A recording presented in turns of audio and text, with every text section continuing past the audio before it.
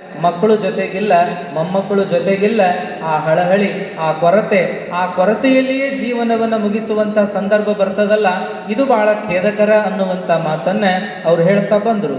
ಇದು ನಿಜಕ್ಕೂ ಕೂಡ ನಿವೃತ್ತ ನೌಕರರ ಅನೇಕರ ಜೀವನಗಳನ್ನು ಸಮೀಪದಿಂದ ನೋಡಿದಾಗ, ಅದರಲ್ಲೂ ನಮ್ಮ ನಗರ ಅಥವಾ ನಮ್ಮ ಸುತ್ತಮುತ್ತಲಿನ ನಗರಗಳನ್ನು ಬಿಟ್ಟರೆ ಬಾಕಿಯಂತೆ ನಾವು ಧಾರವಾಡದಲ್ಲಿ ನೋಡ್ಬೋದು ಅಥವಾ ದೊಡ್ಡ ದೊಡ್ಡ ನಗರಗಳಲ್ಲಿ ನೋಡ್ಬೋದು, ಬೆಂಗಳೂರಿನಂಥ ನಗರಗಳಲ್ಲಿ ಅತ್ಯಂತ ಹೆಚ್ಚಾಗಿ ನಾವು ನೋಡುವಂಥದ್ದೇನು ಅಂತಂದರೆ ಮುಪ್ಪಾವಸ್ಥೆಯನ್ನೇ ಬಹಳ ಹಳಹಳಿಯಲ್ಲಿ, ಬಹಳ ಒಂಟಿತನದಲ್ಲಿ, ಬಹಳ ನೋವಿನಲ್ಲಿ, ಕೊರಗಿನಲ್ಲಿ ಕಳೀತಕ್ಕಂಥ ಇರ್ತದೆ.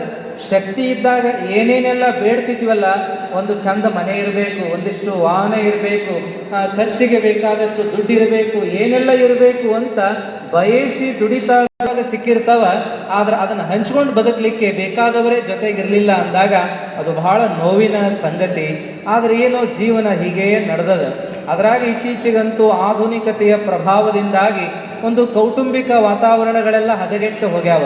ಇವತ್ತು ಕೌಟುಂಬಿಕ ವಾತಾವರಣದ ವಿಚಾರಕ್ಕೆ ಬಂದರೆ ಬಹುಶಃ ಇದು ಯಾರ ಅನುಭವಕ್ಕೆ ಬಂದಿಲ್ಲ ಅನ್ನೋಕ್ಕಾಗಲ್ಲ, ಎಲ್ಲರ ಅನುಭವಕ್ಕೆ ಬಂದದ್ದು. ಆದರೆ ನಮ್ಮ ನಗರಗಳಿಗಿಂತ, ನಮ್ಮ ಊರುಗಳಿಗಿಂತ ಇನ್ನು ಬೇರೆ ಬೇರೆ ಕಡೆಯ ಅನುಭವನ ಕೇಳಿದರೆ ಬಹಳ ಖೇದನಿಸ್ತದೆ. ಒಂದು ಉದಾಹರಣೆ ಹೇಳಿದ್ರೆ ದಿವಾಣಿ ಸರ್ ಏನಪ್ಪ ಅಂದರೆ, ಮಕ್ಕಳೆಲ್ಲ ವಿದೇಶದಾಗ, ಇಬ್ಬರು ಮಕ್ಕಳು ಇಂಜಿನಿಯರು, ಡಾಕ್ಟ್ರು, ತಂದೆ ತಾಯಿಗಳು ಇಲ್ಲೇ ಮನೆಯೊಳಗೆ ಒಂಟಿಯಾಗಿ ಜೀವನ ಮಾಡತ್ತಾರೆ. ತಾಯಿ ತೀರಿದ್ರೆ ಮಗ ಒಬ್ಬ ಬಂದ ಒಬ್ಬ ಬರಲಿಲ್ಲ ಉದಾಹರಣೆ ಕೊಟ್ಟರು. ಇದನ್ನು ನೀವು ಕೂಡ